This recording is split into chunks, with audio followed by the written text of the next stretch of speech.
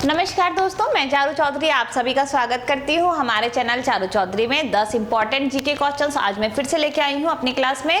बहुत ही इंपॉर्टेंट है, ध्यान से सुनिएगा और सभी का एक्सप्लेनेशन जो है वो भी मेरे द्वारा दिया जाएगा।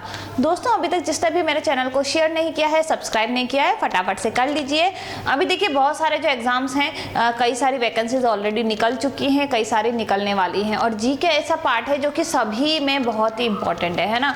जीके अभी देखा जाए तो सीटेट का एग्जाम होने वाला है, उसके लिए भी इंपॉर्टेंट है। टेट हो गया, यूपीएससी हो गया, आरपीएससी हो गया, जो भी एग्जाम की आप प्रिपरेशन कर रहे हैं तो सभी में जीके बहुत ही इंपॉर्टेंट है।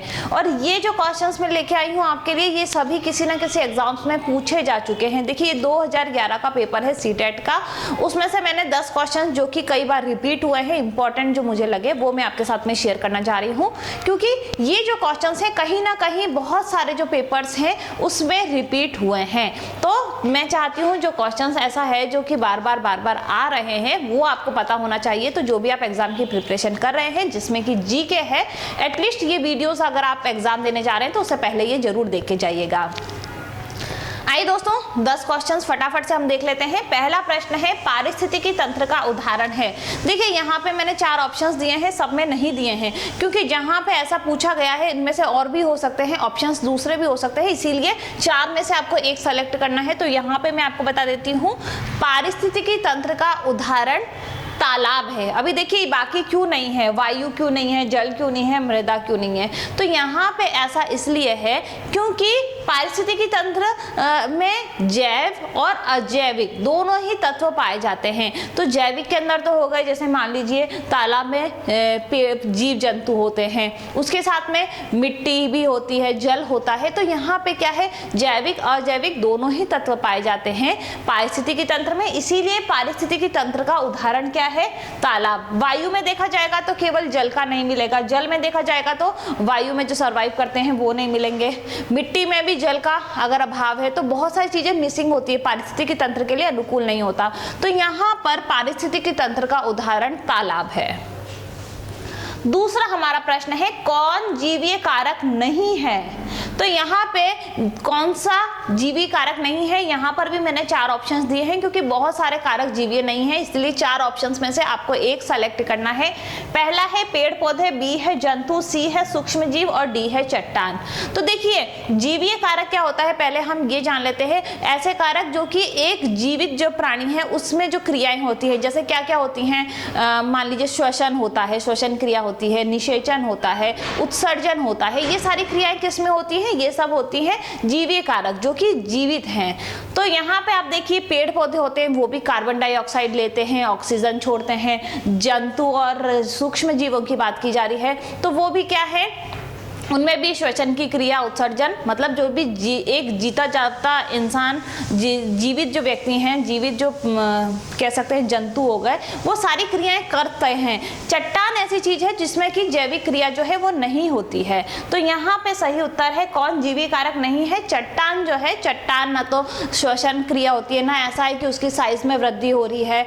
सूक्ष्म जीव वगैरह जो बाकी चीजें हैं इनमें भी वृद्धि होती रहती है शरीर में, है ना, परंतु यहाँ पे चट्टान जो है वैसी की वैसी रहती है, ना उसमें श्वसन होता है, ना उत्सर्जन होता है, ना निषेचन होता है। यहाँ पर क्या होगा सही उत्तर, जीवीय कारक नहीं है, चट्टान जीवीय कारक नहीं है। तीसरा है प्रश्न हमारा, अधिकतर पेड़ पौधे पाए जाते हैं। तो यहाँ पे ऑप्शंस थे स्थल मंडल, वायुमंडल, जलमंडल, इत्यादि। तो यहाँ पे या इनमें से कोई नहीं, ऐसे कुछ 4 ऑप्शंस थे।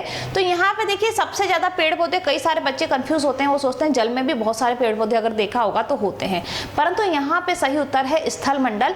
स्थल मंडल पे सबसे ज्यादा पेड़ पौधे पाए जाते हैं क्योंकि वहाँ की एक तो स्थल मंडल की जलवायु उसके अनुकूल होती है, पेड़ पौधों की मिट्टी मिलती है, जल मिलता है, सभी जो चीजें हैं, सूर्य का प्रकाश मिलता है, सारी चीजें जो भी आवश्यक होती है पेड़ पौधे के लिए वो स्थल मंडल पे ज्यादा मिल पाती है। तो सही उत्तर है इसका, अधिकतर पेड़ पौधे स्थल मंडल पर पाए जाते हैं। चौथा हमारा प्रश्न है, अन्य मृत जंतुओं पर जीवन निर्वाह करने वाले प्राणी को कहा जाता है। इस तो अन्य मृत जंतुओं पर जो जीवन यापन करते हैं उन प्राणियों को कहा जाता है स्कैवेंजर। ठीक है। स्कैवेंजर किसे कहते हैं, जो क्या करते हैं, जो ऑलरेडी उनको भोजन तलाशने के लिए ऑलरेडी जो मृत जीव जंतु हैं उनको खा के वो अपना जीवन निर्वाह कर लेते हैं। जैसे गिद्ध हो गया, बाज हो गया, ये सब क्या करते हैं, ये ऑलरेडी जो मृत जीव जंतु हैं उनको खाने के बाद में अपना जो भी जीवन यापन है वो कर लेते हैं। ऐसा नहीं है कि वो उनको कुछ अलग से खाने की आवश्यकता होती है या फिर वो स्पेशली जैसे हम लोग खाना बनाते हैं, ये सब ऐसा प्रोसेस नहीं होती है। ये क्या करते हैं, ऑलरेडी जो मृत जंतु हैं उनको खा लेते हैं। कई सारे ऐसे होते हैं जिनको शिकार करना पड़ता है, परंतु ऑलरेडी इनको ये मृत जीव जंतु जहाँ पे पाते हैं उनको खाते हैं और अपना जीवन यापन कर लेते हैं। पांचवा हमारा प्रश्न है सीएनजी संक्षिप्त रूप है, मतलब सीएनजी की फुल फॉर्म आपको बतानी है। तो सीएनजी की फुल फॉर्म है कंप्रेस्ड नेचुरल गैस। तो ये क्या है, सीएनजी का प्रयोग आपने देखा होगा कि गाड़ियों में, वाहनों के रूप में, वाहनों में जो ईंधन है गाड़ी वगैरह में, उसमें ईंधन के रूप में इसका प्रयोग किया जाता है। और इसकी खासियत ये है कि ये जो अन्य ईंधन है जैसे कि पेट्रोल हो गया, डीजल हो गया, तो उन सब से इसमें जो प्रदूषण है वो सबसे कम होता है। ठीक है, तो सीएनजी की फुल फॉर्म क्या हो गई, सीएनजी की फुल फॉर्म है कंप्रेस्ड नेचुरल गैस। छठा हमारा प्रश्न है कौन विश्व उष्मायन का सबसे बड़ा कारण है।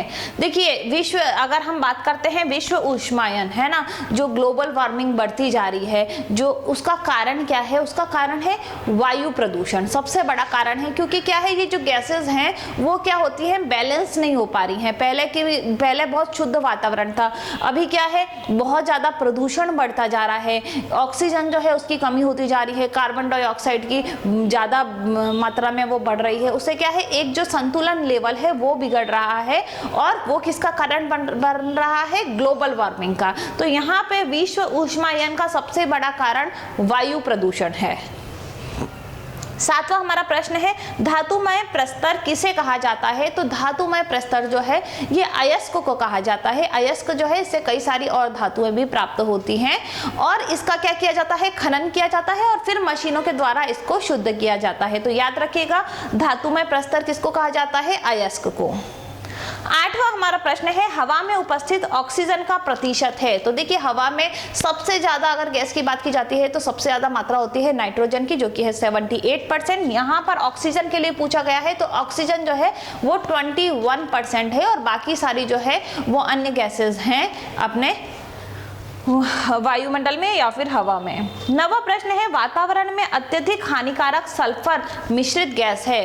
अत्यधिक हानिकारक की बात हो रही है तो ये है हाइड्रोजन सल्फाइड H2S। ध्यान रखिएगा, बहुत ही हानिकारक गैस है जिसको कहा जाता है हाइड्रोजन सल्फाइड। और अंतिम प्रश्न है निम्न में से कौन पर्यावरण के लिए हानिकारक है। तो देखिए यहाँ पे पर्यावरण के लिए सबसे ज्यादा हानिकारक की बात हो रही है कागज, कपड़ा, धातु, प्लास्टिक, ये सारी चीजें हैं। तो सबसे ज्यादा जो है वो है धातु तो नहीं होगी परंतु कागज, और कागज से भी होता है, परंतु यहाँ पे प्लास्टिक जो है वो सही उत्तर होगा। प्लास्टिक क्यों होगा, देखिए प्लास्टिक ऐसी चीज है, बहुत सारी चीजें ऐसी होती हैं जो क्या होती हैं, उनका अपघटन हो जाता है, गंदगी होती है, मान लीजिए बहुत सारी चीजें, जैसे जीव मर गया वो क्या होगा, अपघटित होने के बाद में वापस से मिल जाता है, वापस से भूमि में मिल जाता है। और कई बार ऐसा होता है जैसे गोबर वगैरह हो गया वो सभी खाद के रूप में प्रयोग में लिया जाता है। परंतु प्लास्टिक ऐसी चीज है जिसका अपघटन नहीं होता है और अपघटन अगर उसको जलाया जाता है तो बहुत ही ज्यादा प्रदूषण होता है। तो यहाँ पे बात हो रही है पर्यावरण के लिए सबसे ज्यादा हानिकारक जो है वो प्लास्टिक है, इससे सबसे ज्यादा प्रदूषण होता है। इसीलिए आपने देखा होगा कई सारे राज्यों में प्लास्टिक जो है, प्लास्टिक पॉलीथीन्स वगैरह को बैन कर दिया गया है।